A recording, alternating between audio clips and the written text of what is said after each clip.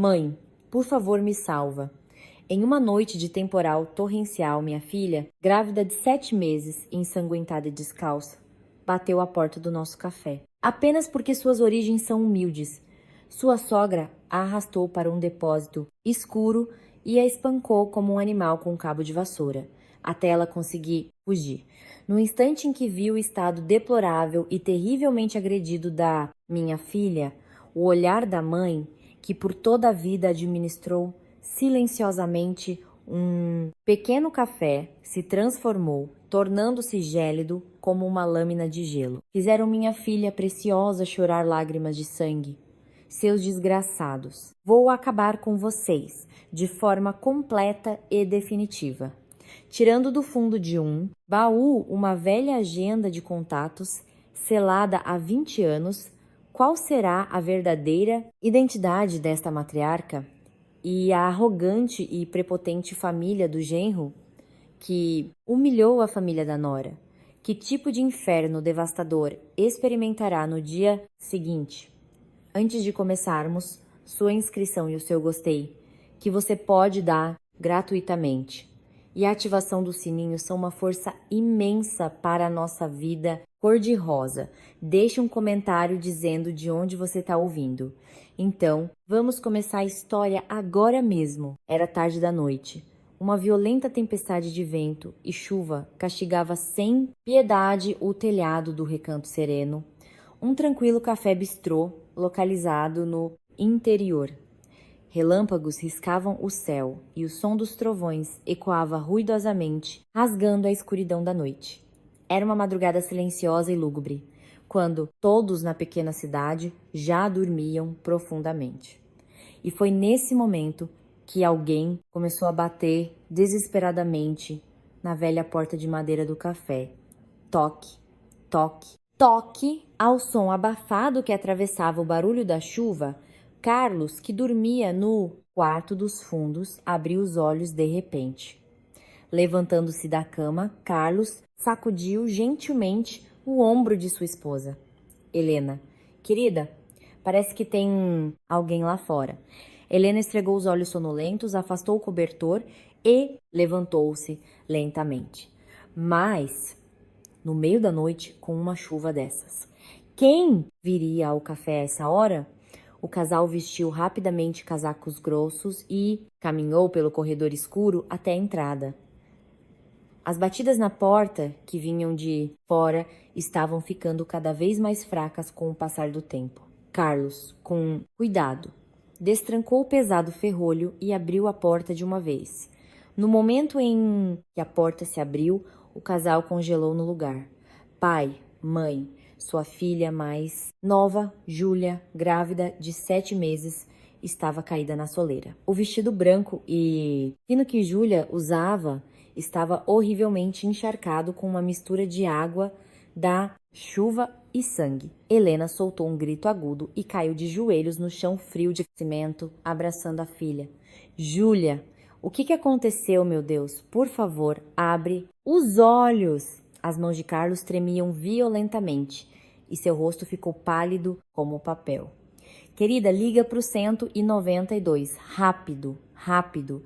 Carlos correu desajeitadamente para a sala e com as mãos trêmulas pegou o telefone. Helena acariciava as bochechas frias de Júlia, que iam perdendo calor, e derramava lágrimas quentes sem parar. O rosto pálido e os braços delicados da filha estavam cobertos de hematomas roxos e vermelhos. Seus pés descalços, sem sapatos, estavam cortados em vários lugares por pedras afiadas e deles escorria um sangue escuro. Não demorou muito para que o som estridente da sirene quebrasse o silêncio da cidade. E uma ambulância chegou. Os paramédicos colocaram Júlia em uma maca e partiram às pressas para o pronto-socorro do hospital regional. Dentro da ambulância, Helena segurava a mão fria da filha, chamando seu nome incessantemente. No corredor do pronto-socorro, Carlos e Helena andavam de um lado para o outro, roendo as unhas de ansiedade. Helena juntou as mãos com força, rezando fervorosamente para que sua filha e sua neta, no ventre, estivessem a salvo. Depois de um longo tempo, um médico de jaleco branco abriu a porta do pronto-socorro com uma expressão séria. Carlos agarrou o braço do médico com urgência e perguntou com a voz embargada pela angústia: Doutor, nossa filha, ela está bem? E o bebê está seguro? O médico folheou o prontuário em suas mãos e, com um suspiro, respondeu com a voz pesada: Felizmente, tanto a mãe quanto o feto não correm risco de vida imediata. Helena finalmente soltou o ar que prendia e passou a mão no peito, aliviada. Mas o médico ajeitou os óculos e olhou para o casal, alternadamente, com uma expressão muito séria. No entanto, os ferimentos no corpo da paciente não são de um simples acidente, como uma queda na rua. Os olhos de Carlos se arregalaram assustadoramente e sua voz tremeu de raiva. O que o senhor quer dizer com isso? Como assim não foi um simples acidente? O médico olhou discretamente ao redor do corredor e baixou a voz. São marcas de agressão. Ela foi golpeada várias vezes e com muita força com algum tipo de objeto contundente. Os lábios de Helena tremeram e ela sentiu o sangue gelar em suas veias. O senhor está dizendo que alguém agrediu nossa filha grávida de propósito? O médico assentiu gravemente e continuou a falar com calma.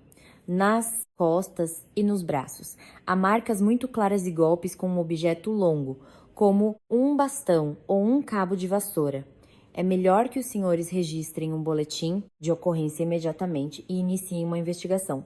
Depois que o médico se retirou, o casal ficou parado no corredor, atordoado e com expressões vazias. Nesse momento, uma jovem enfermeira se aproximou e informou que Júlia havia recuperado a consciência. Os dois correram para o quarto onde Júlia estava deitada. Júlia, com um soro intravenoso no braço, olhava fixamente para o teto com um rosto pálido. Helena se aproximou da cama e segurou com força a mão machucada de Júlia. Júlia, meu amor, mamãe e papai estão aqui. Como você está se sentindo? Onde dói mais? Assim que Júlia virou a cabeça e viu o rosto dos pais, ela desabou em um choro amargo que vinha segurando. Mãe, pai, eu fiquei com tanto medo. Carlos, com cuidado, afastou os cabelos desgrenhados do rosto da filha e perguntou gentilmente: Júlia, o médico disse que seus ferimentos não parecem ser de um acidente. Ele disse que parecem ser de alguém que te bateu. Isso é verdade? Os ombros estreitos de Júlia tremeram violentamente e um choro desesperado encheu o quarto. Foi a minha sogra, a Marta. Ela me trancou no depósito, pegou um cabo de vassoura e me bateu. Os olhos de Helena se arregalaram de horror e ela se levantou bruscamente da cadeira onde estava sentada. Sua sogra te bateu? Ela bateu em você, grávida, com um cabo de vassoura? Júlia cobriu o rosto machucado com as mãos e soluçou como um animal ferido. Hoje era o dia do pré-natal. Fui ao hospital fazer ultrassom. O médico me disse discretamente que o bebê parecia ser uma menina. Quando voltei para casa e contei para ela, ela começou a gritar como uma louca. Disse: Como você ousa trazer uma menina para acabar com a linhagem nobre da nossa família? Quem você pensa que é? Sua aproveitadora de sangue? Ruim? Carlos cerrou os punhos com tanta força que seu corpo inteiro tremia de uma raiva incontrolável. E o Gustavo, onde estava aquele canalha que se diz seu marido? Júlia, ofegante, continuou a responder com dificuldade. O Gustavo viajou a trabalho ontem, uma viagem longa. Eu estava sozinha em casa, ela tentou chutar e socar minha barriga, então eu simplesmente fugi pela porta da frente. Não consegui pegar carteira, celular, nem sapatos, apenas corri para fora. Com a ideia de que precisava sobreviver a qualquer custo, eu andei sem parar, sem rumo, até o café da mamãe. Ao ouvir a história terrível de Júlia, Helena mordeu o próprio lábio com força. O lábio se partiu e um filete de sangue escorreu, mas Helena não sentiu a menor dor. o olhar de Helena, que por toda a vida administrou um café simples e tranquilo, mudou completamente. Seus olhos, sempre gentis e serenos, desapareceram, dando lugar a um olhar gélido e sombrio, como de uma predadora. Helena abraçou os ombros trêmulos de Júlia e disse com uma voz baixa e calma: Júlia, agora não se preocupe com mais nada e descanse. Deixa que a mamãe resolve todo o resto. Helena fez um sinal com a cabeça pro marido Carlos e saiu do quarto sozinha. Seus passos, ao contrário de seu andar, normalmente lento, eram rápidos, decididos e pesados. Helena parou sozinha no final do corredor do hospital, completamente deserto, junto à janela da saída de emergência. Ela enfiou a mão no fundo de sua bolsa surrada. De um bolso interno, tirou com cuidado uma pequena e velha agenda de contatos. Era uma agenda secreta, que Helena havia selado e guardado nas profundezas de um baú quando se aposentou do mundo dos negócios 20 anos atrás. Os dedos finos de Helena folhearam as páginas amareladas da agenda, produzindo um som suave. Seu olhar afiado parou, frio, sobre um número de telefone. No passado, Helena havia liderado no auge o Grupo Titan, o maior conglomerado de varejo do país. E houve uma época em que ela reinou no mundo corporativo como a presidente sem rosto, envolta em mistério, exercendo um poder quase absoluto. Aquele era o número direto de Almeida, seu lendário chefe de gabinete, que naquela época fora suas mãos e seus pés. Helena caminhou decididamente até um orelhão no hospital e pegou o fone frio. Inseriu algumas fichas e, com um gesto familiar que não esquecera mesmo após 20 anos, discou o número. Antes que o terceiro toque soasse, a pessoa do outro lado atendeu de forma sucinta. Alô? A voz de um homem, muito grave e calma, soou clara através do fone. Helena, olhando para a escuridão lá fora, abriu a boca com uma voz fria como gelo. Almeida, sou eu. Do outro lado da linha, ouviu-se claramente o som de uma inspiração súbita, de puro choque. Presidente, é a senhora mesma, presidente? Sim, há quanto tempo? Você tem passado bem? A voz normalmente calma de Almeida tremeu, visivelmente, e a resposta veio de imediato. Sim, presidente, todos os dias, sem falta, eu esperei por este chamado. Surgiu uma empresa que preciso que você investigue discretamente agora mesmo. Qual empresa? Basta me dar ordem.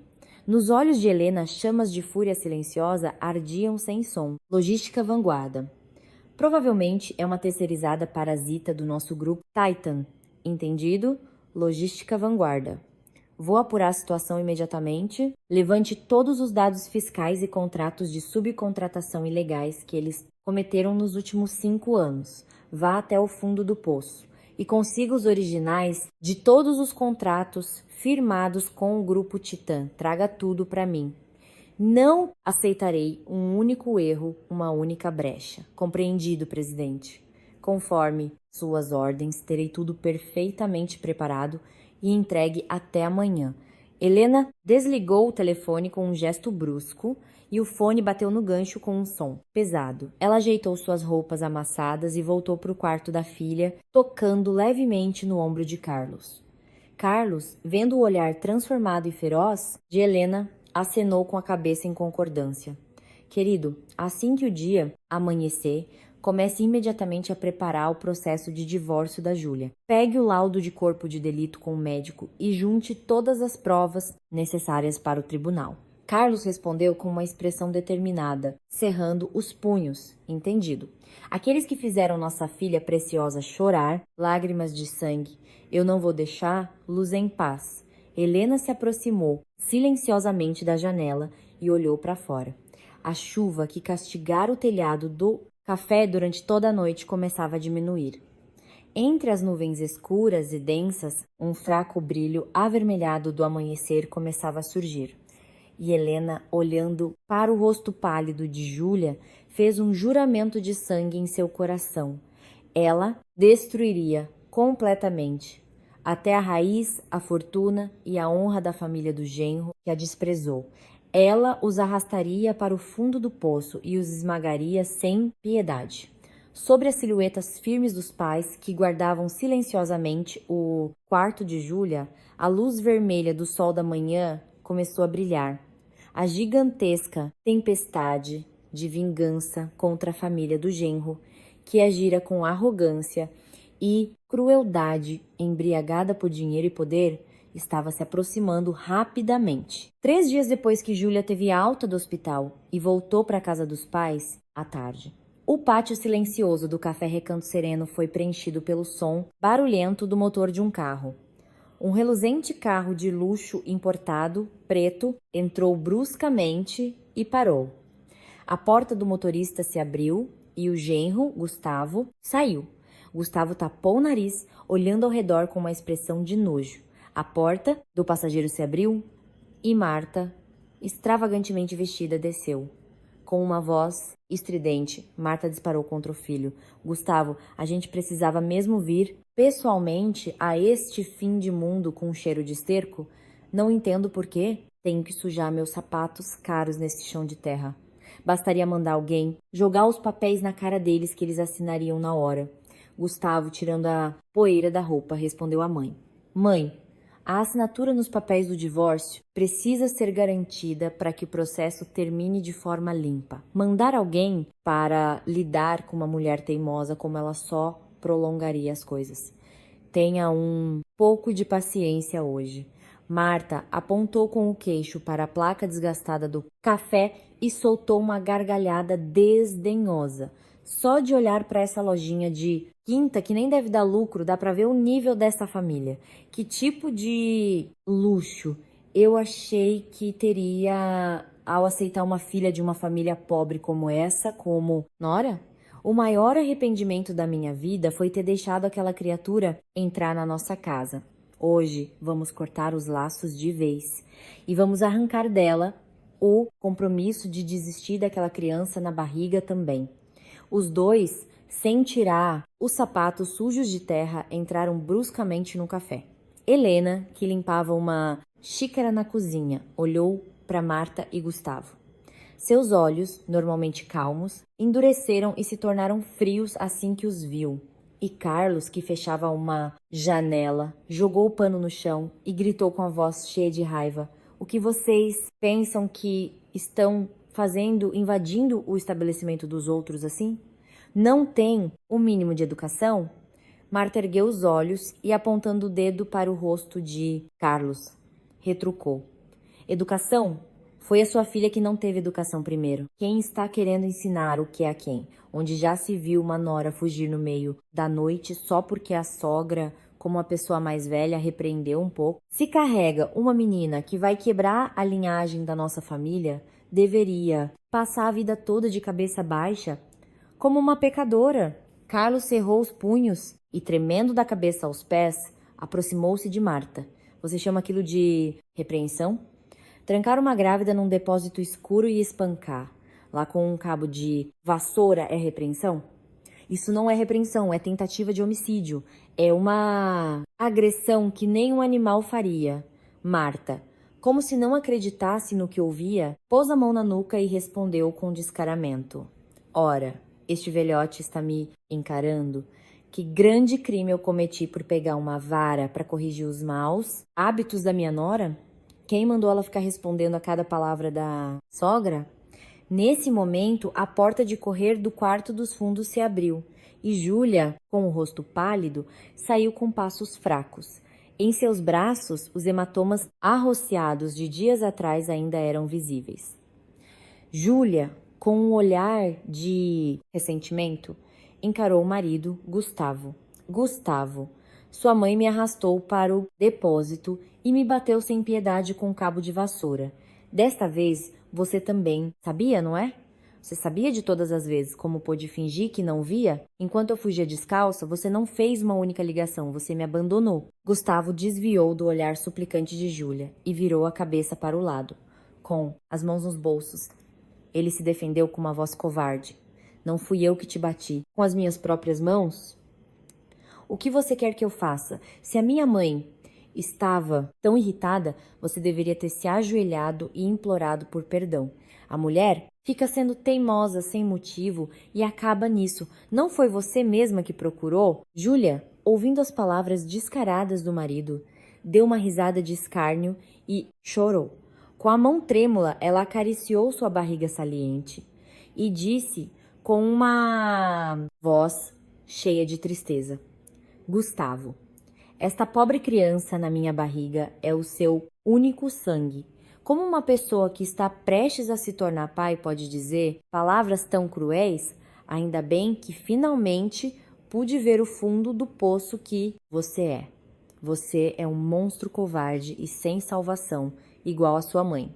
Carlos abriu bruscamente a gaveta do caixa e tirou uma pilha de papéis brancos. Ele segurou os papéis com força e os enfiou bem na frente do rosto de Marta, gritando: Se você tem olhos, veja bem o que é isto. É um laudo de corpo de delito detalhado, emitido pelo médico do pronto-socorro que a examinou.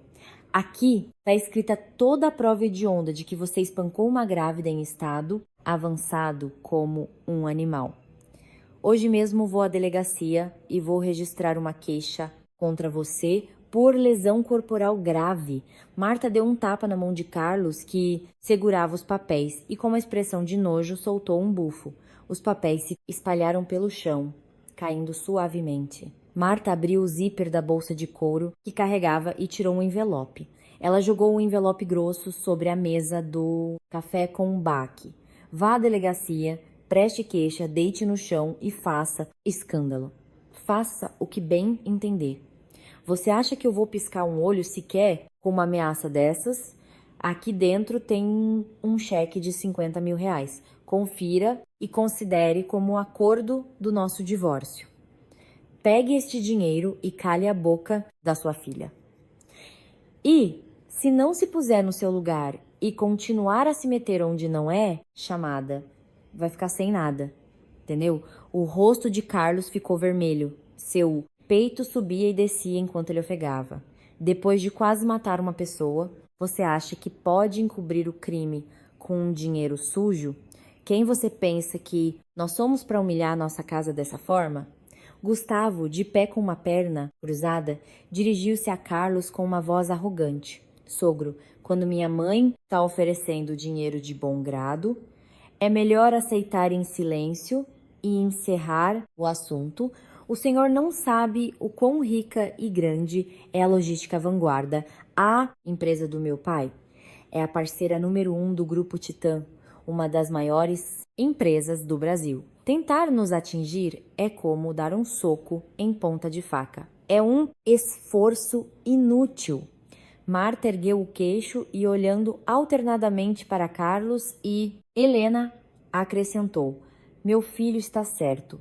Se meu marido estalar os dedos, sabe o que acontece com vocês? Se esses velhotes de roça continuarem a se meter, podemos expulsá-los completamente do comércio local. Podemos fazer com que vocês não consigam vender nem um cafezinho nesta cidade. Então, por favor, rastejem no chão por conta própria. Até então, Helena, que estava de pé em silêncio, caminhou lentamente até a frente da mesa. Em seu rosto não havia expressão de raiva nem de tristeza, apenas um semblante impassível. Ela empurrou levemente, com a ponta dos dedos, o envelope de dinheiro jogado sobre a mesa. O envelope grosso deslizou pela borda da mesa e caiu com um baque sobre o sapato de Marta. Com uma voz firme e fria, desprovida de qualquer emoção, Helena falou: Esse envelope de dinheiro sujo que saiu do seu bolso caiu no chão. Pegue-o você mesma e leve-o embora. O rosto maquiado de Marta se contorceu de ódio e ela gritou para Helena com uma voz aguda: Como ousa jogar no chão imundo o meu precioso dinheiro? Você realmente não sabe o seu lugar e quer brigar de verdade com a nossa família até o fim? Sua velha, você enlouqueceu? Sabe com quem está falando para me desafiar assim? Helena olhou diretamente nos olhos trêmulos de Marta e respondeu pausadamente: Em uma semana. Exatamente uma semana. Veremos quem realmente será expulso e irá à falência neste lugar. Vou te mostrar como essa sua empresa tão grandiosa pode desmoronar da noite pro dia. Vou cortar tudo da raiz aos galhos. Agora saiam do meu café. Pressionado pela aura avassaladora que emanava de Helena, Gustavo engoliu em seco. Com a mão trêmula, ele agarrou bruscamente o braço de Marta e a puxou. Mãe, hoje eles parecem uns loucos com quem não se pode conversar. Vamos para casa. Marta, bufando, pegou o envelope de dinheiro do chão e o enfiou de volta na bolsa com raiva. Enquanto caminhava apressadamente em direção à porta do café, Marta se virou e gritou: Esperem para ver. Vou fazer vocês se ajoelharem e implorarem pela vida na minha frente. Quem atravessar o caminho do meu filho, eu vou esmagar até não sobrar nem os ossos. Os dois fecharam a porta do café com força e saíram às pressas, como se estivessem fugindo. O carro deu uma volta barulhenta no pátio, levantando uma nuvem de poeira enquanto se afastava rapidamente. Helena abraçou calorosamente os ombros de Júlia, que tremia, e a conduziu para dentro. Júlia, não deixe que as palavras daquelas criaturas subhumanas machuquem seu coração. Entre no quarto e descanse. Mamãe e papai vão resolver tudo, do começo ao fim. Não se preocupe. Júlia enxugou as lágrimas e, saindo do abraço de Helena, fechou a porta do quarto silenciosamente.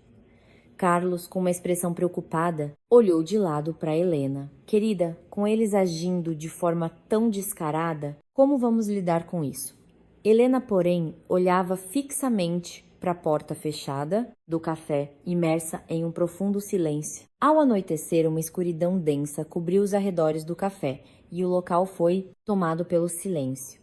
Apenas a luz fraca de um poste de rua iluminava a placa desgastada do café Recanto Sereno.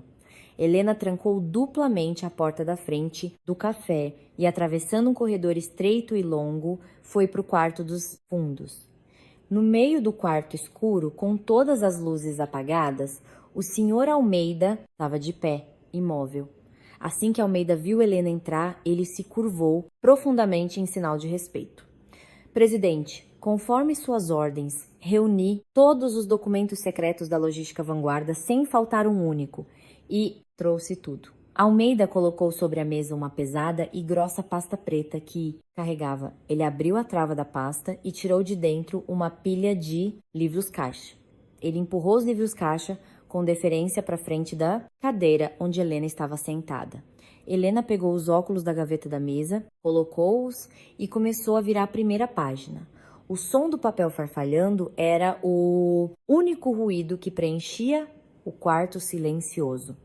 Enquanto Helena lia os livros-caixa com seus números complexos, seus olhos brilhavam com perspicácia. Almeida, o tempo foi curto, mas você fez um excelente trabalho reunindo este material.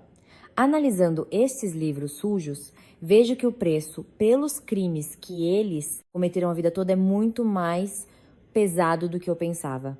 Almeida, de pé ao lado de Helena, explicou calmamente os pontos importantes do livro-caixa.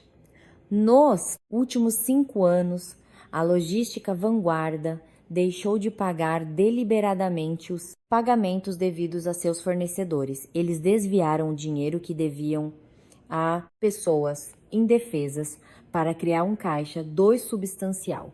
Eles lavaram esse dinheiro e o usaram para subornar executivos corruptos do Grupo Tita. Dessa forma, eles conseguiram estender à força contratos de terceirização que já deveriam ter sido rescindidos. Helena pressionou o dedo sobre um nome específico no documento e perguntou com uma voz grave: o representante da empresa que faliu injustamente e o funcionário que foi demitido injustamente, onde eles estão agora? Almeida rapidamente identificou o nome que Helena apontou e respondeu prontamente. O nome do representante da empresa que faliu injustamente é Sérgio. O funcionário que foi demitido injustamente e que está se preparando para denunciar a corrupção da empresa é Ricardo. Sérgio, depois que sua empresa faliu, está trabalhando como pedreiro em obras para pagar suas dívidas. Ricardo está arriscando a vida para reunir provas sozinho, para expor as más ações da logística vanguarda ao mundo.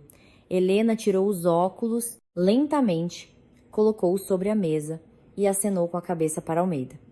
Amanhã, de manhã, encontre-se com os dois separadamente e traga-os a este café. Quero ouvir pessoalmente a dor e a raiva que eles sofreram e dar-lhes todo o meu apoio. Almeida curvou-se profundamente mais uma vez e respondeu com uma voz cheia de determinação: Sim, senhora. Amanhã de manhã trarei os dois aqui em segurança, sem que ninguém saiba. Se a senhora, que foi a dona do grupo Titã, intervir pessoalmente, os dois, que estavam em desespero, ganharão grande coragem. Helena olhou para o céu, escuro lá fora, e cerrou os punhos com força, para destruir completamente aquela família até a raiz. Apenas este livro-caixa não é suficiente. Precisamos combinar as provas reais que essas duas pessoas têm para fechar completamente qualquer rota de fuga que eles possam ter. Almeida, vendo o olhar inabalável de Helena, lembrou-se da figura carismática da presidente de antigamente. Presidente, com a senhora desembainhando a espada e traçando um plano, a logística vanguarda não sobreviverá a este mês.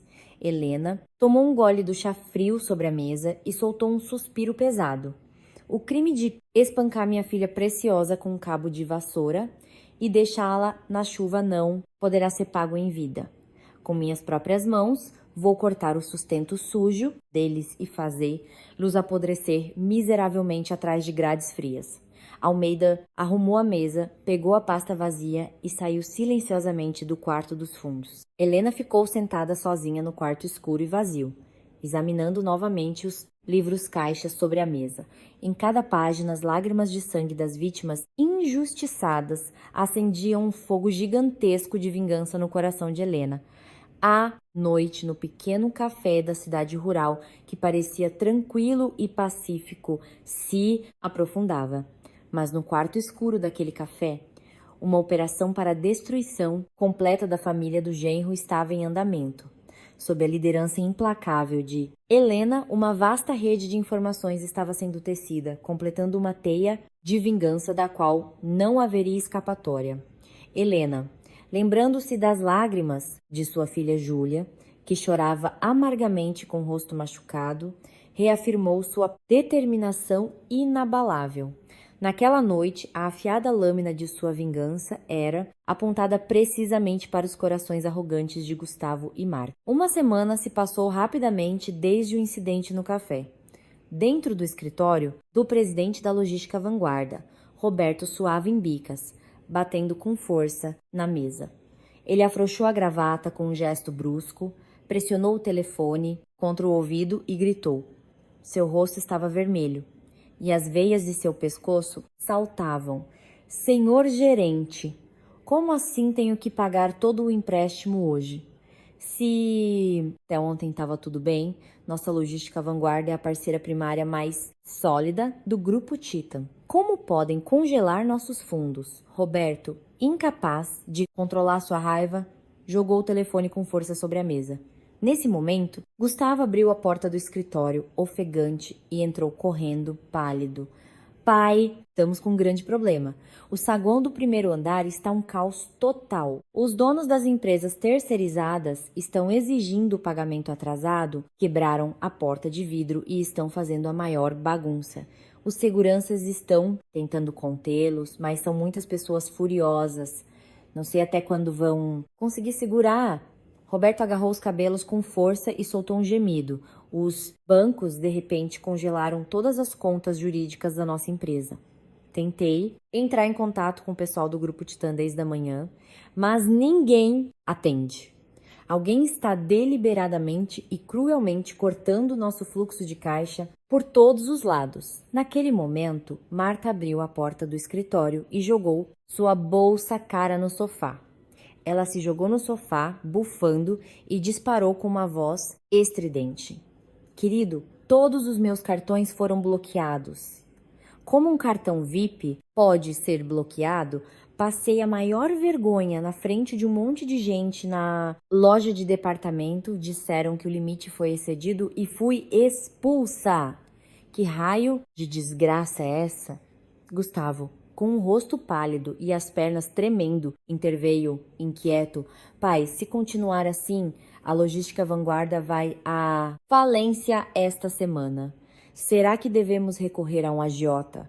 Marta deu um tapa forte nas costas de Gustavo e gritou: Seu idiota, agiotas são perigosos. Por que usar esse dinheiro? Temos que nos agarrar às calças dos executivos do grupo Titan e encontrar uma saída. Naquele instante, o tablet fino na mão de Gustavo emitiu um som de notificação alto e claro. Gustavo deslizou o dedo na tela para verificar e, com os olhos arregalados, soltou um grito de alegria. Pai, a secretaria da sede do Grupo Titan acabou de nos enviar um convite oficial. Eles nos convidaram formalmente para a reunião de captação de investimentos para parceiros VIP, que acontecerá amanhã às 10 da manhã. Roberto se levantou da cadeira como uma mola, ergueu os braços e gritou: Vitória! Viu só? Com todo o dinheiro que eu investi naqueles executivos do Grupo Titan, como eles poderiam me abandonar? O Grupo Titan jamais deixaria a nossa logística Vanguarda quebrar de forma tão patética. Se conseguirmos uma grande extensão do contrato de parceria nessa reunião, vou dar uma lição naqueles banqueiros arrogantes. Esta reunião é a nossa única e sólida tábua de salvação que vai ressuscitar a nossa empresa da beira da morte. Marta juntou as mãos sobre o peito, soltou um grande suspiro de alívio e começou a cantarolar. Gustavo, ligue agora para o salão nos Jardins e marque 1 hora com o melhor cabeleireiro. Precisamos ir impecáveis, com ar de riqueza e sofisticação, para impressionar o presidente do grupo Titan. De quebra, temos que encaixar nosso inteligente Gustavo em uma posição-chave na diretoria de negócios do Grupo Titan. Parece que o azar que tivemos ao trazer aquela nora pobre de roça finalmente está passando. Gustavo, com ar de superioridade, ajeitou a franja. Nesta oportunidade, vou conseguir a assinatura do divórcio de uma vez por todas. Quando eu me tornar um alto executivo do Grupo Titan, precisarei me casar novamente com uma mulher do meu nível. Roberto deu um tapinha no ombro de Gustavo e gargalhou. Isso mesmo. Deixa aqueles insetos barulhentos do primeiro andar em paz por enquanto. Se amanhã fecharmos um contrato de exclusividade com o Titan, eles mesmos baixarão a crista e rastejarão aos meus pés. Na mesma hora, no quarto escuro do tranquilo café Recanto Sereno no interior, Helena estava sentada à mesa, com uma postura calma e ereta. À sua frente, Sérgio e Ricardo, vestidos com roupas de trabalho surradas, estavam tensos e imóveis. O Sr. Almeida serviu-lhes, com muito cuidado, xícaras de chá de capim-cidreira quente. Embora o vapor branco subisse das xícaras, os dois não ousavam beber. Sérgio, com suas mãos calejadas, segurava com força um grosso envelope de papel pardo. Ele empurrou o envelope com respeito e cuidado em direção a Helena. Presidente, este é o livro caixa duplo original que a Logística Vanguarda criou secretamente depois de reter os pagamentos dos nossos fornecedores. Por causa daquele homem perverso, Roberto, minha empresa, que era sólida, faliu injustamente e foi completamente destruída. Minha esposa, incapaz de suportar o choque, desmaiou e ainda está na UTI do hospital. Por favor, ajude para que aqueles homens recebam a punição da lei. Jamais esquecerei essa graça pelo resto da minha vida.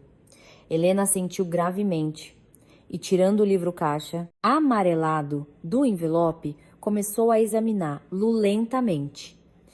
Ricardo também cerrou os punhos e, tremendo de raiva, tirou um documento amassado do bolso interno.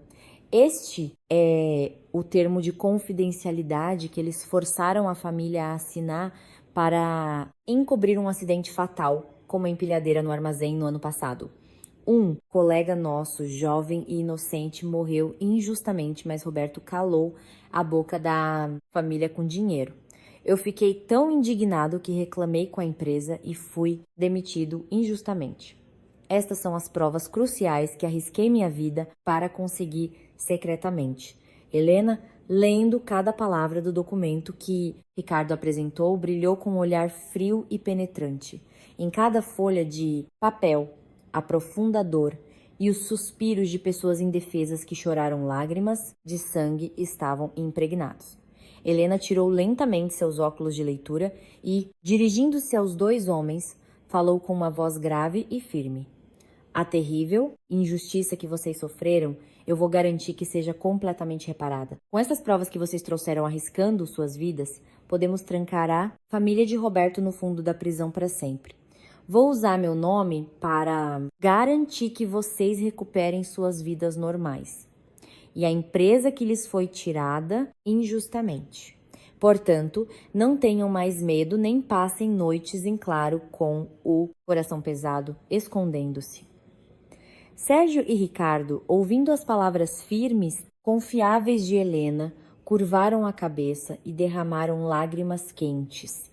Helena se levantou lentamente e, voltando-se para Almeida, deu-lhe uma ordem com um olhar afiado e penetrante. Almeida, envie estes documentos anonimamente para a Divisão Especial do Ministério Público e para a Receita Federal.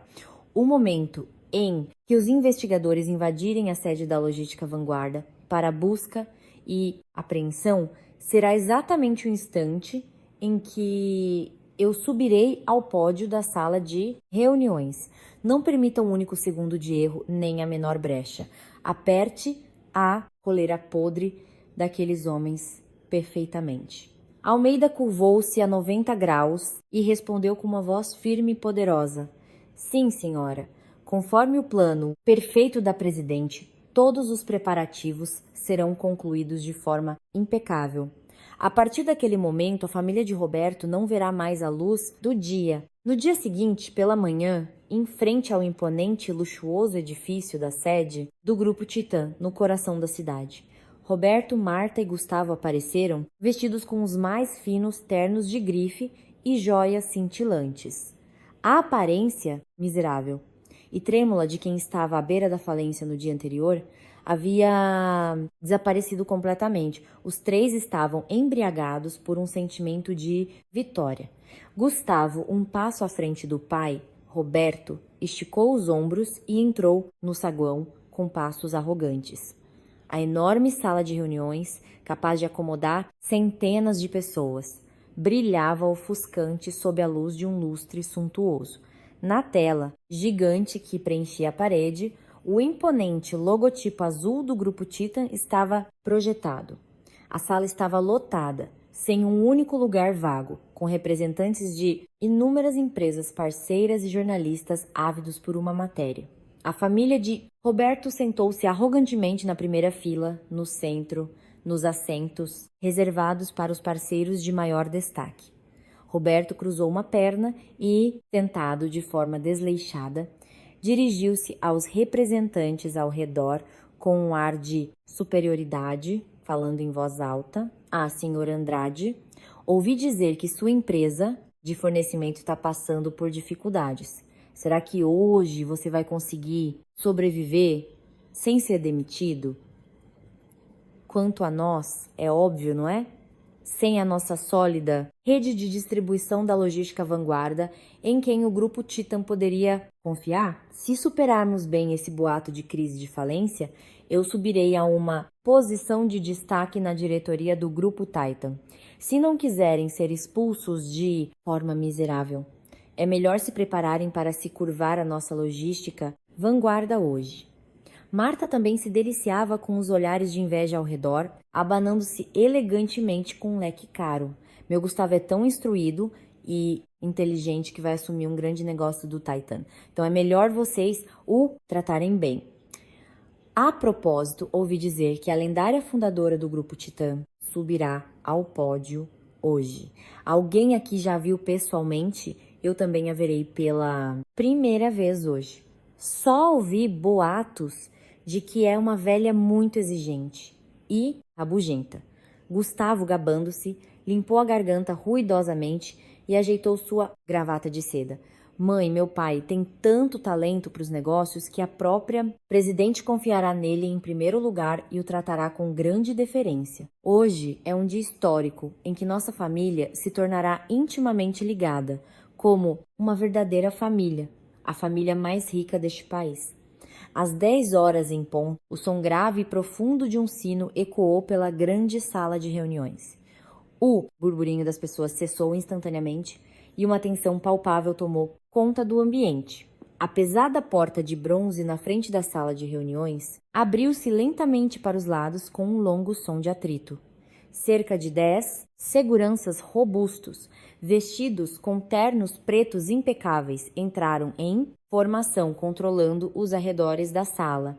E então, a figura lendária que não mostrava o rosto à imprensa há 20 anos finalmente apareceu. A presidente fundadora, que transformou o Grupo Titã em um gigante, caminhava com passos firmes, cercada por uma escolta de seguranças. Os flashes das câmeras de inúmeras emissoras de TV explodiram como loucos, iluminando a presidente que se dirigia ao pódio. Quando a presidente parou no centro do pódio, uma luz forte e ofuscante a iluminou de uma vez. Tirando o avental simples e surrado, vestindo um terno sob medida da mais alta qualidade, perfeitamente alinhado da cabeça aos pés, estava uma mulher familiar. Aquela mulher era Helena, a mesma que dias antes eles haviam humilhado e ridicularizado como uma velhota de roça, pisoteando-a com seus sapatos sujos. A sogra pobre, a quem eles nem mesmo tratavam como gente, e para quem haviam jogado o envelope de dinheiro, era, na verdade, a verdadeira dona do gigantesco grupo Titã. De seu rosto emanava a aura de uma predadora, a mesma que a levou a construir o império do Grupo Titã. Roberto, que estava sentado arrogantemente na cadeira de parceiro de destaque, esfregou os olhos, levantou-se e, apontando para o pódio, gritou como um louco, com as veias do pescoço saltando. Mas, por que você está aí? Sua velha aqui não faz nada além de preparar café numa biboca de roça. Enlouqueceu? O que essa mulher louca tá fazendo na cadeira da presidência? Tirem-na daí agora mesmo. Roberto, negando completamente a realidade, correu em direção ao pódio, bufando. Mas 2 seguranças robustos de terno preto o interceptaram. Os seguranças torceram os braços de Roberto com força e o fizeram ajoelhar no chão frio de mármore. Roberto se debateu, gritando como um porco sendo abatido. Me soltem! Essa mulher louca é a mãe da minha nora. Eu sou o representante do parceiro, número 1 do grupo Titã. Como ousam tocar em mim? Helena segurou o microfone com força e, com um olhar frio como gelo, olhou para Roberto. Na sala, inúmeros jornalistas e participantes observavam Helena em silêncio, com uma voz baixa e grave, que ecoou por toda a sala. Helena falou: Eu, Helena Medeiros, fundadora do Grupo Titã, estou diante de vocês. A partir de hoje, o Grupo Titã cortará completamente todos os laços sujos com parceiros corruptos. A boca de Roberto se abriu e seu rosto arrogante ficou cinzento em um instante. Marta, de tão chocada, engasgou ao respirar e começou a tossir violentamente. Gustavo, como se negasse a realidade catastrófica diante de seus olhos, começou a tremer incontrolavelmente. Helena ergueu a mão levemente e a tela gigante atrás do pódio se acendeu. Na tela, o livro caixa duplo escondido pela logística, vanguarda e os registros de dinheiro sujo apareceram com clareza. Até mesmo o termo de confidencialidade para encobrir o acidente fatal fornecido por Sérgio e Ricardo foi exposto em detalhes. As pessoas sentadas na sala de reuniões ficaram chocadas e começaram a cochichar com vozes cheias de indignação. Helena apontou para a família de Roberto, ajoelhada no chão, e declarou com firmeza: A logística vanguarda criou um enorme caixa, 2 espremendo, as lágrimas de sangue de seus fornecedores indefesos. Eles não pagaram as pessoas que trabalharam honestamente e encheram seus próprios bolsos luxuosos. Mesmo quando uma pessoa morreu injustamente em um armazém, eles calaram a boca da família com dinheiro e cometeram atos subhumanos. E a esses criminosos cruéis e perversos, o grupo Titan não pode confiar um único de seus preciosos negócios. O grupo Titan, a partir deste momento, rescinde permanentemente todos os contratos de parceria com a Logística Vanguarda. Além disso, todos os crimes que eles cometeram nos últimos 5 anos foram formalmente denunciados às autoridades competentes. Marta, completamente pálida, debateu-se loucamente, tentando atravessar a barreira de seguranças. Ela arrancou seu colar de pérolas e, ajoelhando-se no chão, implorou a Helena. Helena, por que está sendo tão cruel conosco? Gustavo é seu único genro. Se a nossa empresa quebrar, o que será de nós? Nós erramos 100 mil vezes, eu admito. Por favor, pare com este anúncio terrível agora mesmo. Eu mesma vou rasgar a minha boca suja por ter falado que não devia sem saber de nada. Então, por favor, pelo menos revogue a rescisão do contrato da empresa do meu marido, por favor. Helena desceu lentamente os degraus do pódio e caminhou em direção a Marta, cujo rosto estava coberto de lágrimas. Helena olhou diretamente nos olhos frenéticos de Marta e disparou friamente. Você espancou minha filha preciosa e inocente, grávida de 7 meses, com um cabo de vassoura num depósito escuro. Você espancou um membro da sua família como um animal e a expulsou descalça para a rua chuvosa e ainda tem a coragem de me chamar pelo nome, o preço, pelas lágrimas de sangue que você gravou com hematomas no corpo da minha filha. Eu vou cobrar hoje, tirando tudo o que vocês têm. Vou destruir completamente esse dinheiro e poder que vocês valorizam mais do que a vida humana. Gustavo, que havia urinado nas calças de tanto tremer, caiu de joelhos diante dos sapatos de salto de Helena. Ele tentou agarrar a barra da calça de Helena, mas foi impedido por um segurança e rolou para trás. Com o rosto banhado em lágrimas, Gustavo gritou desesperadamente para Helena: Sogra, eu cometi um erro terrível, um crime mortal. Por favor, tenha pena de mim e me salve só desta vez. Eu vou correndo até a Júlia agora mesmo, vou me ajoelhar e implorar, e vou servi-la como um escravo pelo resto da vida. Todo o dinheiro que eu ganhar trabalhando duro vou entregar para a senhora e para a Júlia, sem guardar um centavo. Helena olhou para Gustavo, que se arrastava pateticamente no chão, como se olhasse para um inseto nojento, e disse, friamente: Minha filha preciosa não precisa de um único centavo do dinheiro sujo e ensanguentado de um animal como você. Você nunca foi um marido e nunca teve o direito de ser o pai da criança na barriga dela. Você é apenas um lixo, covarde e imundo. O quão pesado é o crime de se esconder atrás da sua mãe e assistir sua esposa morrer. Você vai aprender passando o resto da sua vida na prisão. Helena apontou para a porta e deu uma ordem curta e forte aos seguranças. Tirem esse lixo fedorento daqui agora mesmo e joguem-no na rua. Os seguranças agarraram Roberto, Marta e Gustavo pela nuca e pelos braços e os arrastaram para fora como sacos de lixo.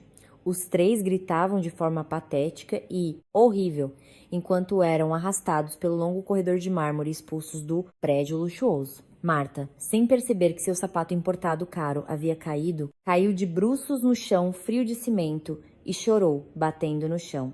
Os jornalistas, que saíram da sala de reuniões, se aglomeraram como hienas, tirando fotos de sua aparência miserável. Os flashes das câmeras, como uma tempestade, registraram e transmitiram ao mundo os rostos contorcidos e banhados em lágrimas da família de Roberto. A notícia da rescisão do contrato com o Grupo Titã espalhou-se rapidamente e em tempo real pelo mercado financeiro e pelos bancos.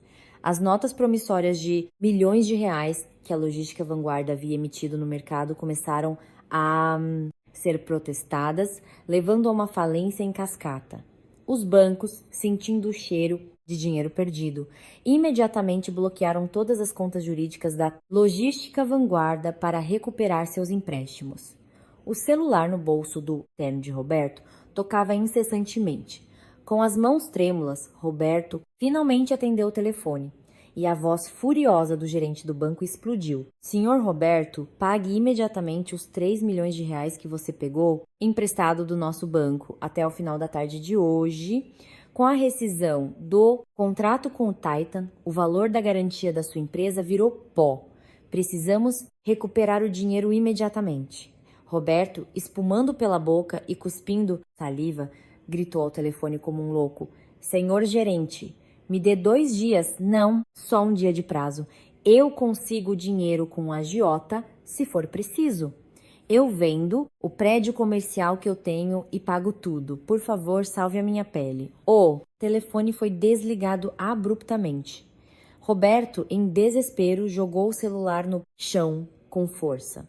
Roberto e Gustavo, completamente pálidos, pegaram um táxi às pressas e fugiram para o prédio da sede da Logística Vanguarda. No amplo saguão do primeiro andar da empresa, dezenas de representantes de empresas terceirizadas que não haviam recebido seus pagamentos estavam acampados, furiosos. Ao verem Roberto e seu filho saindo do táxi, eles avançaram como um enxame de abelhas furiosas, agarrando-os pelo colarinho e sacudindo-os com violência. Seu desgraçado, ajoelhe-se aqui agora mesmo e devolva o meu dinheiro suado, o meu sangue. Minha família pobre vai passar fome na rua. Se não me pagar, vamos morrer todos juntos aqui hoje. Gustavo, apavorado, agarrou o braço do pai e gritou com uma voz esganiçada. Saiam. Nós não temos um centavo. Tirem as mãos sujas do meu pai, agora mesmo. Finalmente, os dois, com a ajuda dos seguranças, entraram sorrateiramente pela porta dos fundos e se esconderam como ratos no escritório do presidente, trancando a porta apressadamente. O escritório já estava uma bagunça, com documentos espalhados por toda parte. E a caixa postal do telefone estava inundada de mensagens de voz com xingamentos e protestos. Roberto girou apressadamente os números complexos do cofre secreto, escondido atrás de um quadro na parede. Com um som metálico pesado, a porta do cofre se abriu, revelando pilhas de maços de notas de 100 reais e barras de ouro, pesadas, desviadas do caixa 2. Gustavo, não fique aí parado. Pegue uma mala de viagem e jogue todo o dinheiro e o ouro aqui dentro. Se não pegarmos um navio clandestino do porto esta noite, nós dois vamos apodrecer no fundo de uma cela pelo resto da vida. Gustavo, com as mãos trêmulas, abriu uma grande mala de viagem preta e começou a enfiar os maços de dinheiro de qualquer maneira. Marta, que havia conseguido subir correndo para o escritório, desabou no sofá, arrancando os cabelos e murmurando como uma louca: Eu enlouqueci completamente. Por desprezar aquela velhota do café, nossa família foi à ruína. O futuro brilhante do meu filho precioso. Esta mãe, idiota, destruiu tudo. O que vamos fazer agora? Gustavo começou a enfiar freneticamente na grande fragmentadora de papel do escritório os livros caixa, secretos e ilegais que ainda restavam. O som alto do papel grosso, sendo triturado à força, encheu o escritório, aumentando ao extremo a ansiedade dos 3. Pai, a máquina quebrou. Ainda tem uma montanha de livros caixa com provas cruciais que não podem cair nas mãos do Ministério Público. O que a gente faz? Roberto, chutando a fragmentadora que soltava fumaça com a ponta do sapato, perdeu completamente a razão e gritou como um monstro. Joga tudo na mala. Temos que pegar um barco e fugir do Brasil. Se formos pegos aqui, nossa família está acabada. Se conseguirmos sair vivos, podemos recomeçar a vida no exterior. Nesse momento, a porta de madeira grossa do escritório, que estava trancada, foi arrombada com um som estrondoso. Atrás dos bombeiros que empunhavam um ariete, investigadores de terno preto invadiram o local em massa. Investigadores da Receita Federal e do Ministério Público cercaram o escritório em um instante, tomando o controle total. Um investigador de olhar penetrante tirou um par de algemas de prata brilhantes e as mostrou bem na frente dos olhos trêmulos de Roberto. Roberto, o senhor está preso em flagrante pelo crime de apropriação indébita e fraude. Também foi adicionada a acusação de suborno a executivos e de encobrimento do acidente de trabalho fatal de um operário. O senhor tem o direito de chamar um advogado, e tudo o que disser a partir de agora poderá e será usado contra o senhor no tribunal. Roberto largou a pesada mala que estava enchendo de dinheiro e suas pernas fraquejaram, fazendo-o cair no chão. A mala se abriu e barras de ouro brilhantes e maços de dinheiro se espalharam pelo carpete do escritório. Gustavo virou-se rapidamente em direção à janela aberta para tentar fugir, mas foi agarrado pela nuca por jovens investigadores, com seu rosto bonito pressionado de forma miserável contra o chão frio. As algemas foram fechadas firmemente em seus pulsos. Gustavo se debateu no chão, chorando e gritando para os investigadores, como se fosse injustiçado. Me soltem. Eu só fiz o que meu pai mandou, fui um idiota fazendo trabalho sujo na empresa. Eu não sei de nada. Aqueles livros caixa, foi meu pai que escreveu tudo, só entreguei o dinheiro como um imbecil. Prendam o meu pai. Roberto, já algemado, vendo a traição do filho que se arrastava no chão, ficou vermelho de raiva e gritou: seu filho ingrato, pior que um animal. Seu pai está prestes a ir para a cadeia.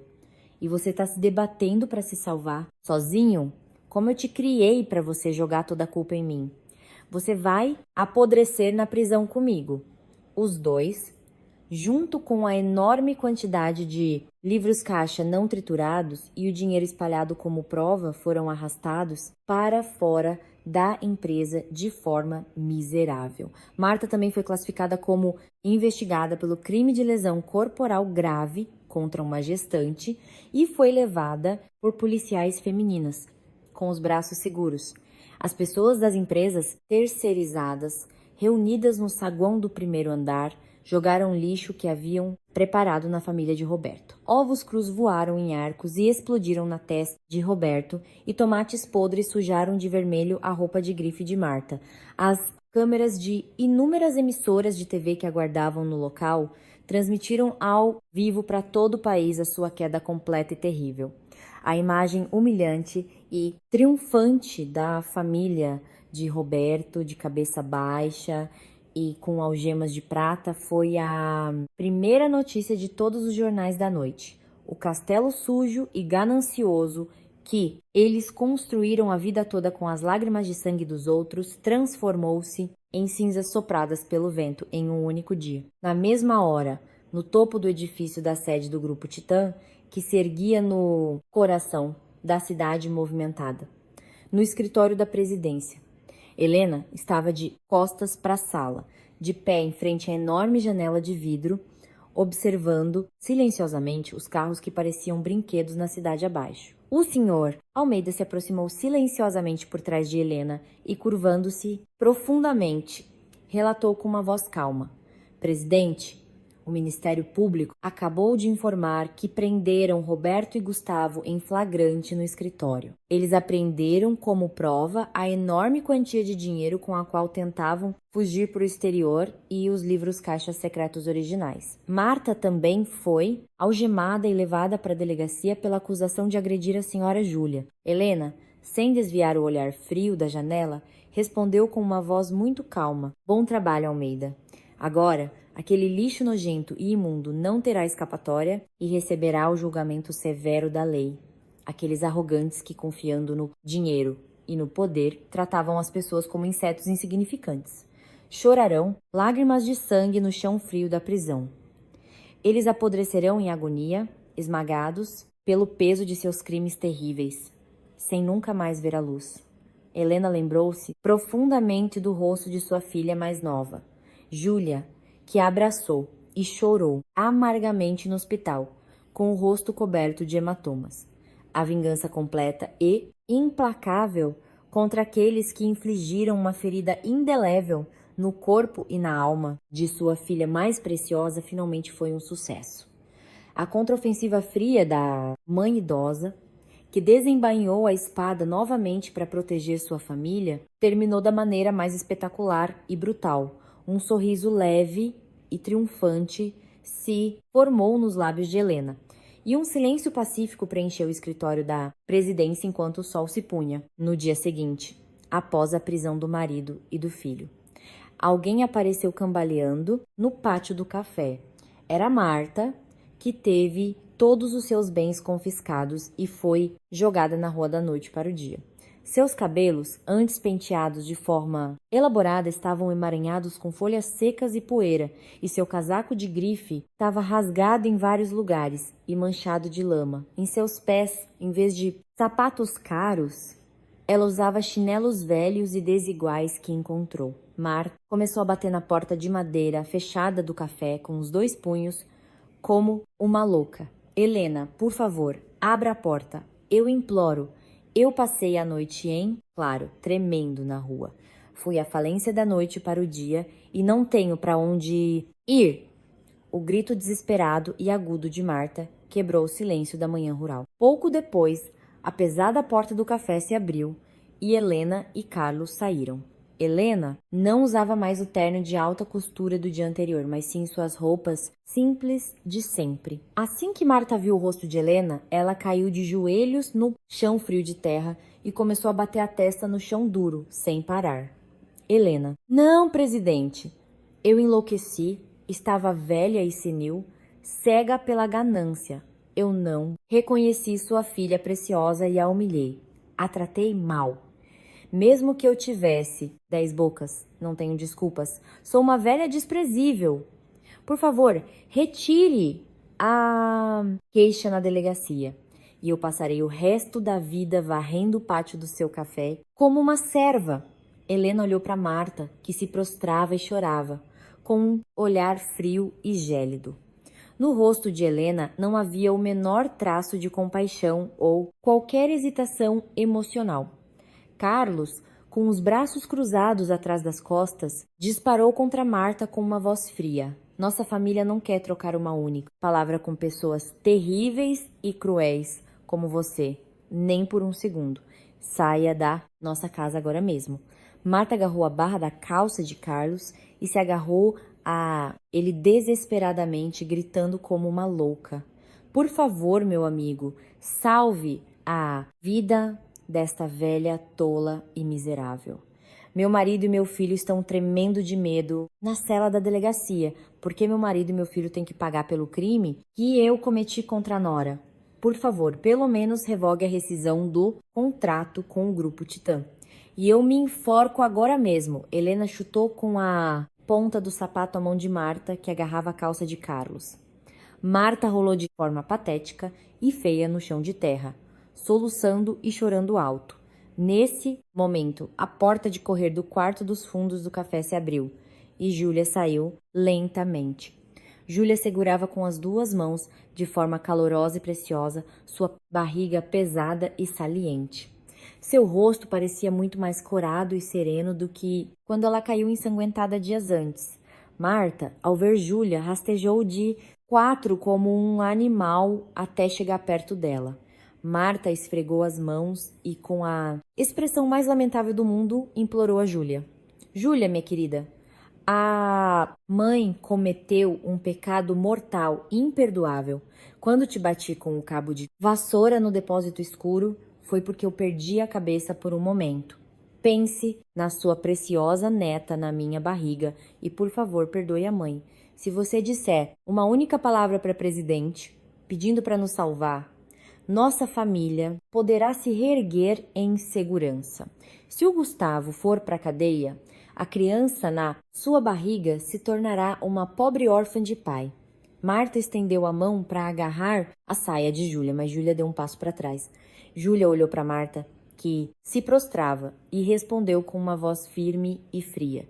Eu me lembro claramente daquela noite terrível em que você golpeou minhas costas e meus braços com um cabo de vassoura, quando eu segurei minha barriga e implorei para que você parasse. Você ergueu o cabo de vassoura ainda mais alto. O que você tentou destruir impiedosamente não foi apenas uma nora, mas uma vida que respirava. Você tentou matar meu filho e eu fugi, sangrando, para salvá-lo. Meu filho não precisa de uma avó monstro terrível como você, nem de um pai lixo como Gustavo. Meu pai e minha mãe serão a muralha mais forte e calorosa para protegê-lo. Portanto, nunca mais mencione o meu filho em sua boca suja. Júlia virou as costas friamente para Marta e caminhou para o lado de seus pais. Marta, estendendo a mão para o vazio, para as costas de Júlia, soltou um grito agudo. Júlia, como você pode ser tão cruel e impiedosa comigo? Eu sou sua sogra, afinal de contas. Você vai deixar uma velha como eu morrer de fome na rua? Naquele momento, o som agudo da sirene de uma viatura policial ecoou pela entrada da cidade. Duas viaturas, levantando uma nuvem de poeira branca, deslizaram para o pátio do café. Os policiais, que haviam sido chamados por Helena mais cedo por invasão de propriedade, desceram do carro. Dois policiais robustos agarraram firmemente os braços de Marta, que se esgoelava no chão, e a levantaram. Será Marta. A senhora está sendo detida por perturbação da ordem em um estabelecimento comercial. Marta se debateu loucamente, tentando se livrar dos braços fortes dos policiais, e gritou para o céu: Me soltem, vocês sabem quem eu sou. Eu sou a esposa do presidente da Logística Vanguarda, Roberto. Meu filho vai se tornar um diretor do grande grupo Titan.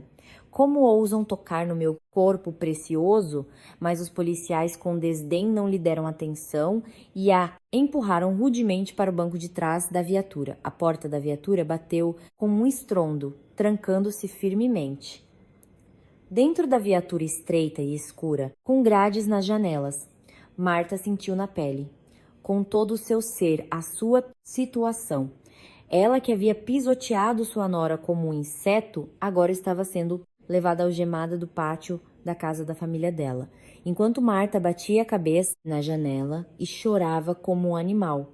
A viatura se afastava rapidamente. No mesmo dia, no final da tarde, em uma sala de visitas fria e escura de um centro de detenção, Gustavo, vestindo um uniforme de presidiário azul, fedorento, com um número de identificação no peito, estava encolhido em um canto.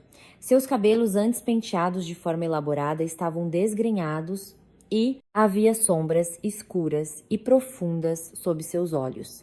A aparência arrogante de quem pisoteava os outros na sala de reuniões dias antes havia desaparecido completamente. Ele parecia um rato assustado. À sua frente estavam sentados dois advogados de um escritório caro, contratados por Helena. O advogado tirou de sua pasta uma pilha grossa de papéis do acordo de divórcio e os empurrou sobre a mesa. Senhor Gustavo, esse é o acordo de divórcio e renúncia à guarda solicitado por sua esposa, Júlia. As provas de sua participação no desvio de fundos da empresa, ajudando seu pai, já foram todas entregues ao Ministério Público. Além disso, com a tentativa de fuga durante a prisão, o senhor receberá uma pena de prisão pesada. No entanto, se o senhor assinar este acordo de divórcio sem criar problemas, a presidente Helena lhe concederá uma pequena clemência. Isso significa que ela fará com que parte do dinheiro desviado por você e seu pai seja considerado como restituído às vítimas. Gustavo, com as mãos trêmulas, pegou o pesado acordo de divórcio e leu rapidamente o documento. O acordo estipulava a guarda unilateral completa para Júlia e o pagamento da mais alta pensão alimentícia. Até mesmo os poucos imóveis e depósitos bancários, em nome de Gustavo, seriam transferidos para Júlia. Gustavo, com os olhos injetados de sangue, encarou o advogado e gritou com uma voz desesperada e injustiçada: Vocês querem tirar todo o meu patrimônio, o meu sangue e ainda me impedir de ver meu único e precioso herdeiro para sempre? Isto não é um acordo de divórcio, é uma ameaça para me enterrar socialmente e me matar. Por mais eu tenha errado, eu sou o pai biológico. Como podem exigir que eu renuncie à guarda desde o início? Eu nunca farei isso. Se eu assinar este documento para me salvar, o que acontecerá com meu pai? O advogado de óculos ajeitou a armação friamente e retrucou com uma voz seca. Senhor Gustavo, o senhor fingiu não ver sua esposa grávida sendo espancada com um porrete. Seu mínimo direito como pai para proteger seu filho terminou no momento em que sua mãe pegou aquele cabo de vassoura. E seu pai, para reduzir a própria pena, está jogando toda a culpa dos desvios em você. Seu pai abandonou o único filho para se salvar. E o senhor quer bancar o filho exemplar na prisão. Se não assinar este documento, o senhor receberá a pena máxima e apodrecerá na prisão até morrer. E a presidente Helena não se importa nem um pouco se o senhor morrer na prisão ou não. Se não quiser assinar, pode rasgar. Gustavo, com a advertência fria do advogado de que apodreceria para sempre na prisão, sentiu um arrepio percorrer todo o seu corpo. As horas terríveis que passou tremendo de medo na cela fria e apertada durante a noite ecoaram em sua mente. E completamente subjugado pelo medo terrível e pelo egoísmo de só eu preciso me salvar, Gustavo finalmente pegou a caneta. Chorando copiosamente, Gustavo escreveu seu nome no espaço em branco do acordo. No momento em que pressionou o carimbo com tinta vermelha sobre o documento, Gustavo perdeu sua família e seu futuro. Os advogados pegaram o acordo, guardaram-no na pasta e, abrindo a porta da sala de visitas, partiram sem olhar para trás. Gustavo, sozinho na sala de visitas vazia, agarrou as grades e chorou, batendo no chão como um animal. Com a expansão da investigação do Ministério Público, todos os crimes sujos e ocultos da família de Roberto foram revelados. Roberto foi a julgamento pelo desvio de pagamentos de fornecedores e por receber suborno. Marta também teve um mandado de prisão expedido pelo crime de agressão brutal a uma gestante em um depósito escuro. Após o marido e o filho, Marta também foi para trás das grades e toda a família foi presa. Foi a queda mais miserável da família monstro que, usando dinheiro e poder como armas, espremia os fracos. Um mês se passou rapidamente e em um tribunal de família silencioso e solene. O juiz, com uma expressão séria, leu lentamente a sentença. O laudo de corpo de delito apresentado por Júlia e o acordo de divórcio assinado pelo próprio Gustavo serviram como provas perfeitas. O juiz ajeitou os óculos e, com uma voz firme para que todos no tribunal pudessem ouvir, proferiu a sentença. O divórcio entre a requerente Júlia e o requerido Gustavo está legalmente completamente estabelecido. Toda a culpa neste caso recai sobre Gustavo, que negligentemente assistiu à violência contra sua esposa e abandonou a família. O requerido deverá pagar a requerente imediatamente a título de indenização por danos, a maior quantia permitida por lei.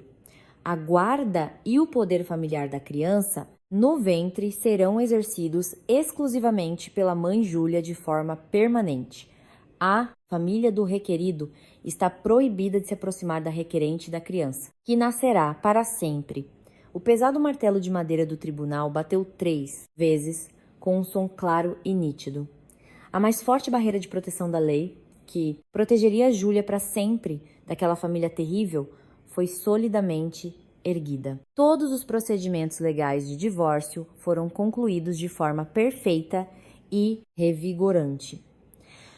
A família do ex-marido, cega pelo dinheiro e pela ganância, que pisoteava os outros, aguardava o julgamento em desespero na prisão. Júlia, sob os cuidados calorosos de seus pais, recuperou sua vida pacífica. Todas as manhãs, bebendo o chá de ervas que Helena preparava, Júlia foi lentamente apagando suas feridas assustadoras. Carlos, todas as tardes, varria o pátio, cantarolando baixinho para sua filha mais nova e para a neta em seu ventre. No pátio, onde a grande tempestade de vingança havia passado, apenas um sol quente e brilhante o preenchia. Júlia, sentada confortavelmente em uma cadeira perto da janela, bordava um casaquinho de bebê rosa para a linda filha que estava para nascer. Em seu rosto não havia a tristeza da agressão, nem o medo do passado. Um sorriso confiante florescia como uma flor. Um ano se passou desde que a família do ex-marido foi presa. Uma brisa quente de primavera soprava no pátio do café. As flores amarelas de um ipê, que floresciam em um canto do pátio, balançavam levemente ao vento. Ao lado do café, em um terreno amplo, um novo prédio de tijolos vermelhos foi construído. Era o estúdio de ilustração que Júlia mesma projetou e decorou com carinho. Através da janela, de vidro limpa, Júlia estava sentada à sua mesa.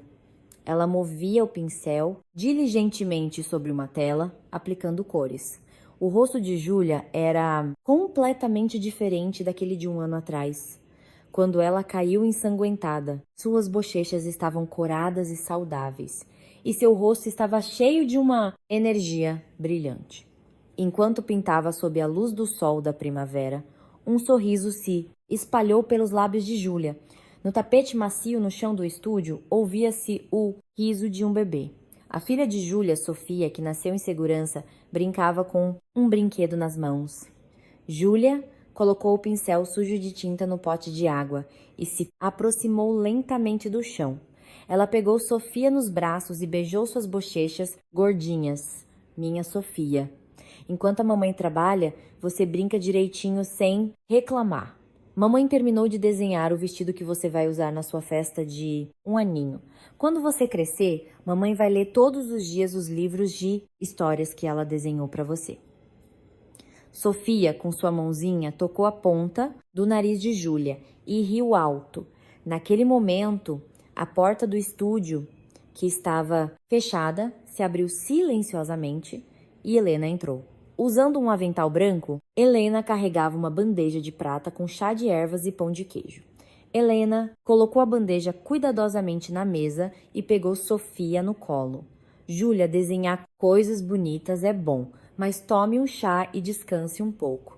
Minha princesinha, não atrapalhe a mamãe desenhar e venha para o colo da vovó. Júlia segurou a xícara de chá quente com as duas mãos e sorriu radiante. Mãe, o cheiro do chá que você fez hoje de manhã está ainda mais doce. Para preparar a comida da festa da Sofia, mamãe e papai estão trabalhando duro desde cedo. Helena, dando tapinhas carinhosos nas costas de Sofia, respondeu. Que trabalho duro? O quê? É o primeiro aniversário da nossa neta, que é a coisa mais preciosa do mundo. É claro que temos que fazer. Seu pai, logo depois do café da manhã, foi à feira da cidade comprar frutas frescas.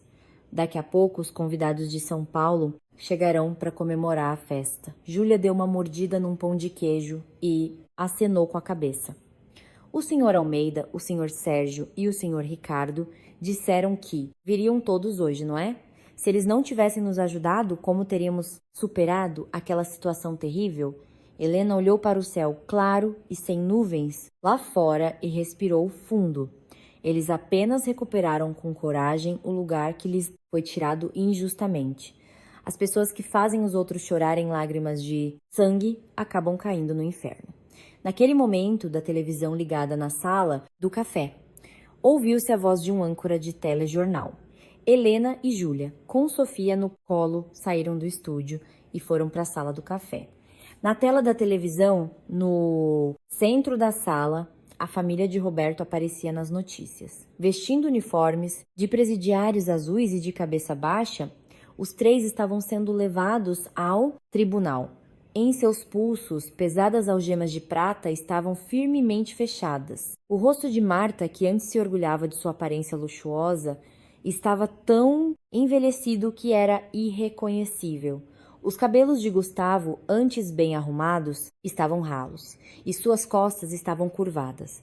O âncora do telejornal, com uma voz firme e clara, anunciou o resultado da sentença final do Supremo Tribunal. O réu Roberto, preso por desvio de pagamentos de fornecedores e suborno ilegal, teve sua sentença final proferida hoje pelo Supremo Tribunal, confirmando a pena de 7 anos de prisão. Seu filho Gustavo, que participou ativamente dos crimes do pai, foi condenado a 3 anos de prisão. E Marta, que agrediu brutalmente sua nora grávida com um objeto contundente, teve a pena de 2 anos confirmada. Toda a família que usou o poder para esmagar os fracos pagará por seus crimes na prisão. Júlia, olhando silenciosamente para o rosto de Gustavo na tela da televisão, cerrou os punhos com força. Lágrimas que se acumularam em seus olhos claros rolaram por suas bochechas brancas. Helena, segurando Sofia com um braço, envolveu o ombro de Júlia, que chorava. Com a outra mão, Júlia, nunca mais olhe para esses rostos nojentos. Esses lixos vão apodrecer no chão frio de uma cela escura até morrerem. O pesadelo terrível do passado acabou. Agora, nossa família só terá dias felizes pela frente. Júlia, enxugando as lágrimas com a manga da roupa, fungou e sorriu para Helena. Sim, mãe. Agora, mesmo que eu veja essas pessoas nas notícias, não sinto mais medo. Ver que eles receberam a punição severa da lei. Sinto como se um peso tivesse sido tirado do meu peito. Do lado do pátio, ouviu-se o som do motor de um carro e o riso alegre de pessoas. Carlos, que havia ido ao mercado, entrou com as mãos cheias de caixas de frutas. Logo atrás de Carlos, o senhor Almeida, vestido com um terno preto, entrou animadamente.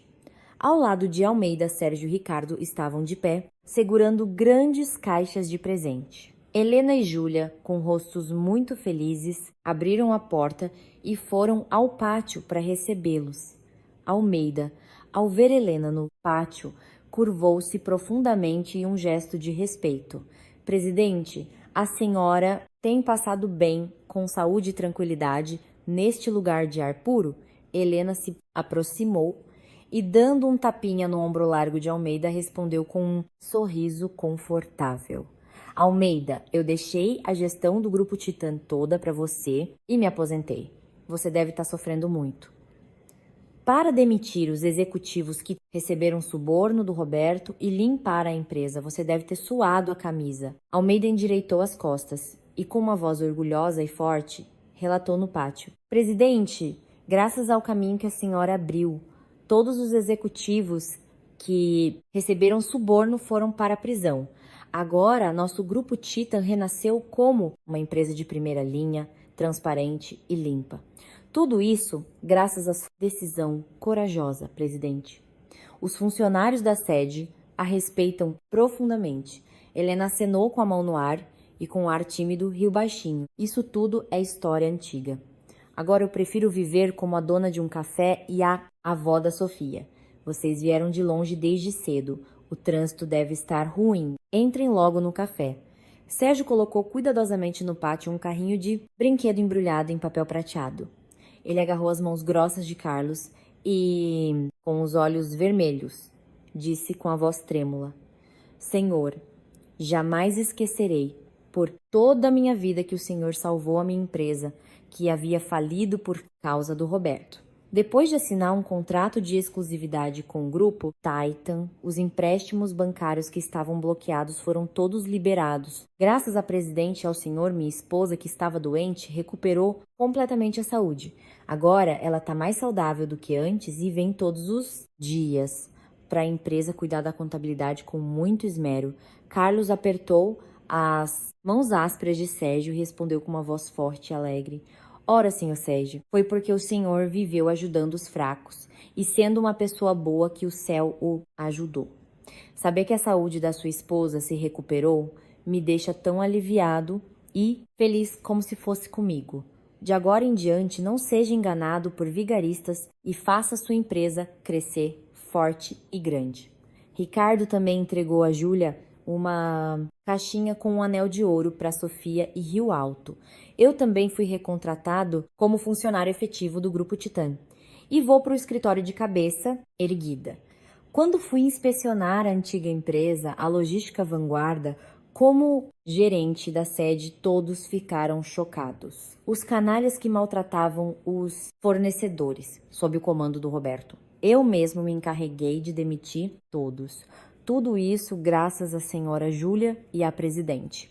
Jamais esquecerei e viverei para retribuir. Júlia pegou a linda caixinha com o anel de ouro com as duas mãos e curvou a cabeça profundamente para Ricardo.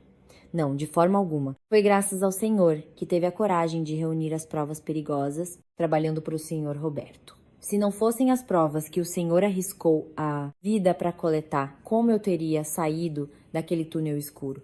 Hoje é o primeiro aniversário da Sofia. Então esqueça os problemas e coma à vontade. Sinta-se em casa. Carlos, suando em bicas, carregava as pesadas caixas de frutas para a cozinha e gritou para o pátio. Nossos preciosos convidados que vieram de longe, não fiquem aí no pátio. Sentem-se sob a tenda branca e acomodem-se. Hoje, para a festa da minha neta, fui cedo à feira da cidade e comprei a melhor carne e as melhores frutas. Hoje vamos comer e beber até o pilar de madeira do nosso café. Balançar, vamos nos divertir muito. No pátio do café, uma grande tenda branca para a festa que protegia do sol foi montada. Sob a tenda, uma mesa com um biombo de seda colorido e frutas empilhadas de forma apetitosa estava preparada. No centro da mesa da festa havia um novelo de fio de seda, um pincel, maços de notas de R$ 100 e um martelo de juiz de madeira. Na hora do almoço, os vizinhos da cidade se reuniram para comer e o pátio espaçoso ficou lotado.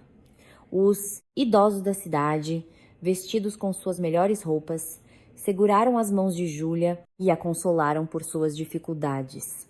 Júlia, vestida com um lindo vestido de seda rosa, claro, saiu com Sofia, que usava um vestidinho colorido no colo. Sofia, mesmo vendo tantas pessoas estranhas no pátio, sorria docemente. Carlos segurou o microfone com firmeza, limpou a garganta e, com uma voz animada, gritou para os vizinhos: Atenção, teste de som, pessoal da cidade, parem de comer um pouco e venham ver a escolha da minha neta. Estou morrendo de curiosidade para saber que pessoa maravilhosa a nossa inteligente Sofia vai se tornar quando crescer. As mais de 100 pessoas reunidas no pátio aplaudiram entusiasticamente e gritaram em uníssono. Júlia, segurando Sofia com cuidado, sentou em uma almofada de seda macia, em frente à mesa da festa. Júlia pegou o microfone de Carlos e, com uma voz clara e melodiosa, sem tremer, falou para as pessoas. Aos senhores que tanto apreciam o nosso café e aos nossos queridos convidados que tiraram um tempo precioso para vir de uma cidade tão movimentada, um ano atrás, quando eu voltei para casa em um dia chuvoso, coberta de hematomas e descalça. Todos vocês ficaram tristes comigo. Foi graças ao seu consolo e apoio calorosos que eu não desmoronei e me reergui com saúde. O pequeno ser que se escondia na minha barriga também recebeu o imenso amor de vocês e cresceu assim tão linda. De agora em diante, cuidarei dos meus pais que estão envelhecendo e viverei com coragem, ajudando meus vizinhos. Muito, muito obrigada. Preparamos bastante comida, então, por favor, comam à vontade. As pessoas reunidas no pátio gritaram "Viva!" em uníssono e aplaudiram calorosamente Júlia. Helena, emocionada, enxugou discretamente os olhos com a manga da roupa e sorriu calorosamente para Júlia. Sofia, sentada lindamente na grande mesa da festa, olhava com seus olhos negros para os objetos espalhados sobre ela. Helena se aproximou da mesa, segurou a mão gordinha de Sofia e sussurrou com uma voz cheia de carinho e amor: Minha Sofia, a mais linda do mundo, daquelas coisas na mesa. Escolha a que você mais gostar e pegue com força. Todas as pessoas no pátio pararam de conversar, engoliram em seco e focaram seus olhares na ponta dos dedos de Sofia. Sofia estendeu seu bracinho para frente, tocou o maço de notas de R$ 100 e balançou a cabeça negativamente. Então ela pegou com suas duas mãozinhas, com firmeza, um pincel de cerdas brancas e macias que estava na ponta da mesa. Sofia ergueu o pincel branco para o céu azul e riu com um som claro como de um sino. Júlia, vendo aquela cena adorável, abraçou Sofia com força e começou a chorar de alegria. Carlos, aproximando o microfone da boca, gritou com uma voz animada e excitada que ecoou por todo o pátio. Viva!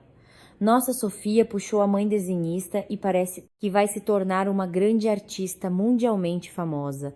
Todas as pessoas, sentadas sob a tenda, se levantaram de uma vez e aplaudiram de forma estrondosa. Almeida, Sérgio e Ricardo também sorriram abertamente.